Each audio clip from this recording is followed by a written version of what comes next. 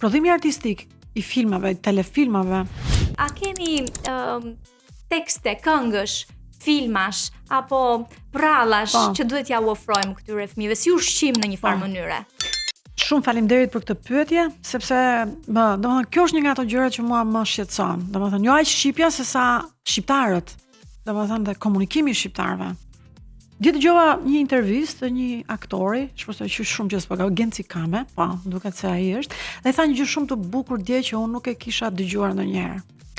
Ai tha që televizionet, shteti duhet të diktojë programacionin televiziv të filmave artistik, siç ka në shumë shtete të rëndësishme, dhe që thotë që prodhimi artistik i filmave, telefilmave, duhet ketë një përqindje të zënë nga filmat e huaj dhe një përqindje nga kinematografia shqiptare.